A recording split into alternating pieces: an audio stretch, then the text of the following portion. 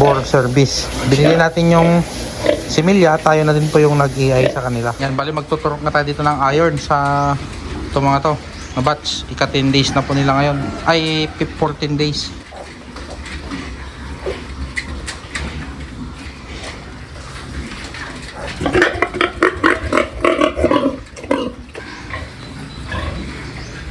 Yan, kutansya natin sa ating baboy is nasa around 130 po siya, no?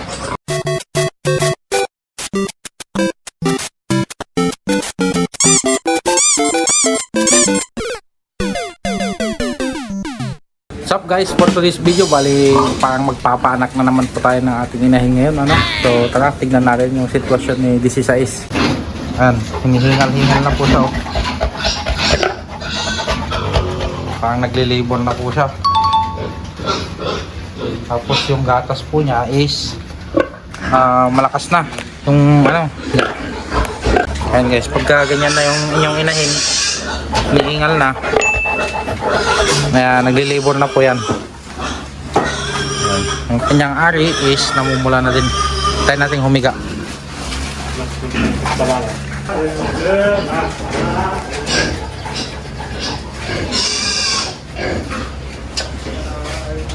Malakas na po yung ano, patak ng gatas niya.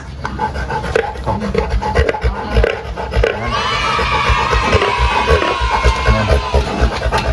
Humiga na siya. Humiga na. Ayan, tignan natin. Ayan, malakas na.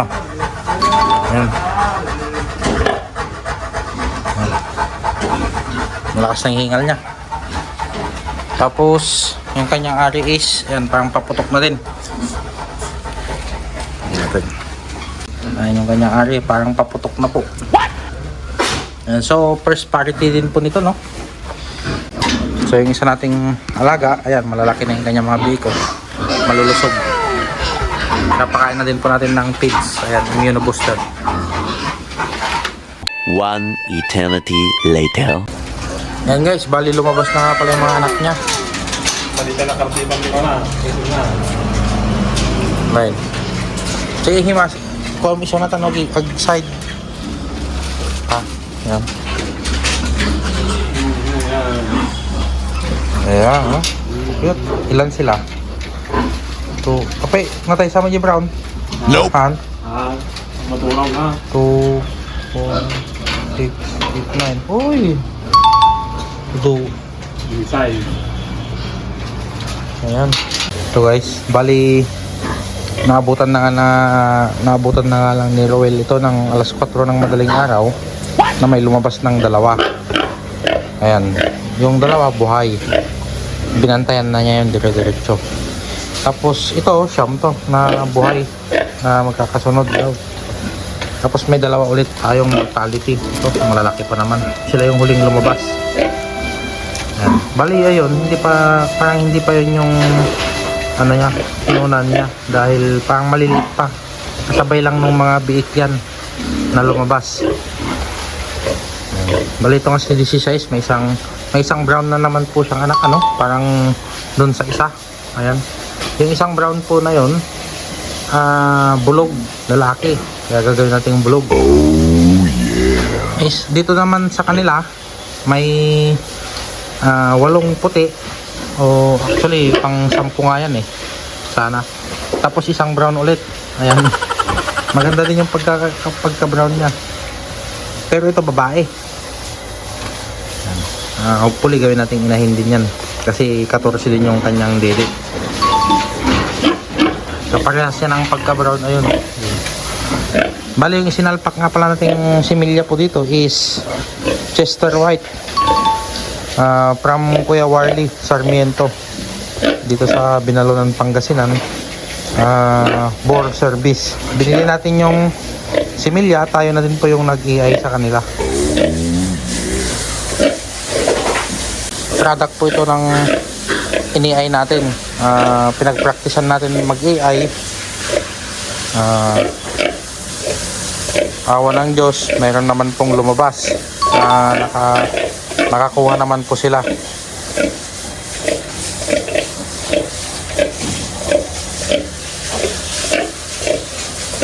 Mabait itong ating inahin.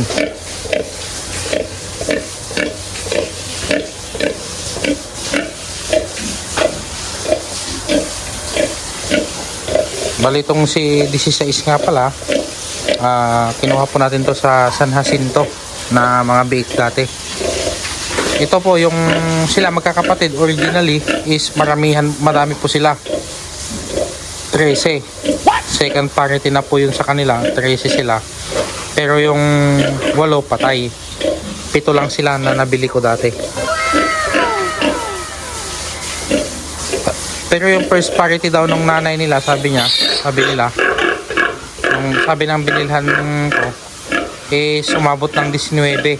Pero marami ang patay. Oh no! Parang naparbo virus ata sila dati.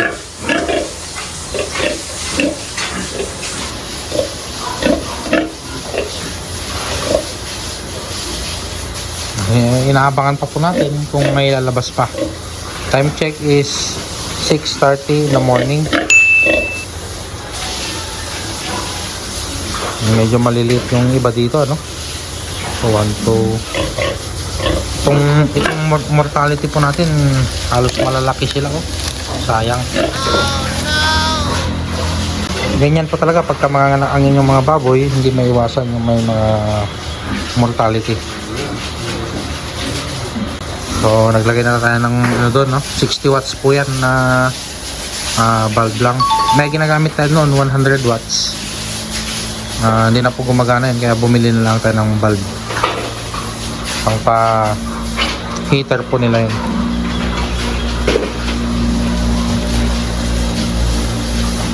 Yan, bali after 20 minutes nilalabas na po niya yung kinunan niya. Ayan.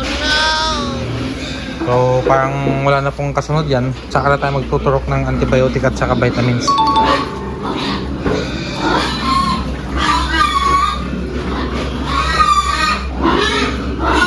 Pero yung nangyari dito kay Chapsoy, lumabas na po yung ganyan niya, inunan niya. May sumunod pa na 2. Medyo cute itong mga to.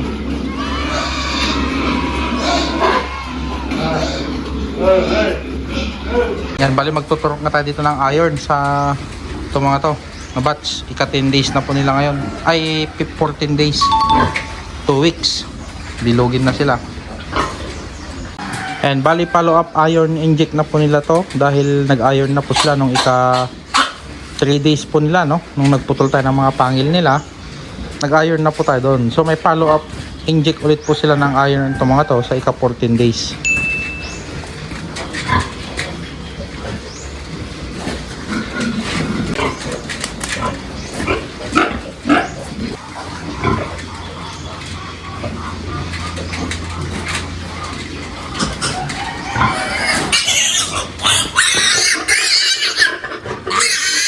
Jobat.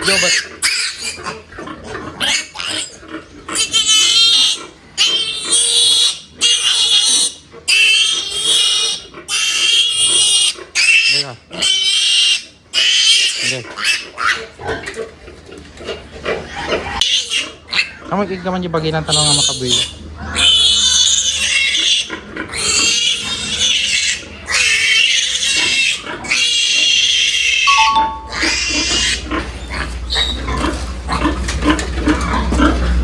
Yan, so natapos tayo dito mag follow up inject ng iron. Ngayon, saan na ito?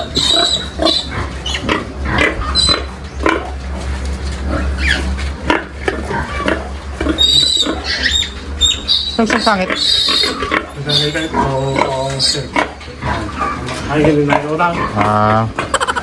Saan bali magtuturok na tayo dito? Dito lang vitamins niya, no? So, Bilamil. Ang ratio po nito is 1:10 kilos. So 1 ml per 10 kilograms ng baboy. So kung ang tansyan ninyo sa baboy ninyo is 140 o 130, ayan, bali 13 ml po ang ituturok natin sa kanya. Antibiotic, ganun din po, 1:10 kilo, 1 ml to 10 kilograms. So, hatiin po natin siya kung hindi niya kaya sa isang turukan dahil itong syringe po natin is 10 ml lang.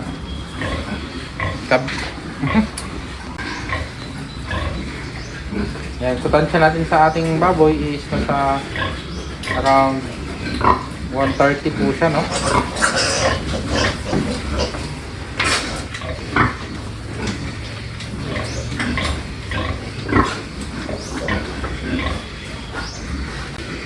Hatiin po natin siya, gawin po muna natin 6 ml kabilang side.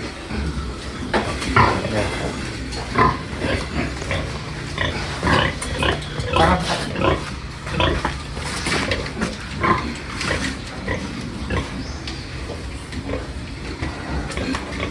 Magtuturok po tayo ng ito pagka natapos na po siya mga anak, no?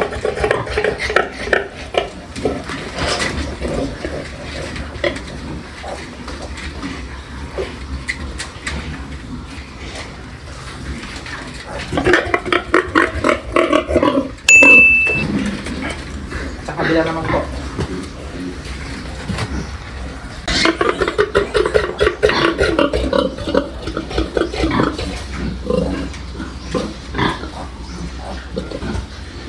Desay. Desay. Okay, mix na lang.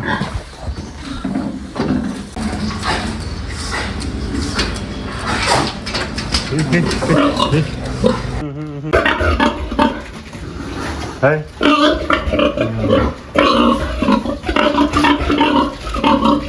Minsan sakit.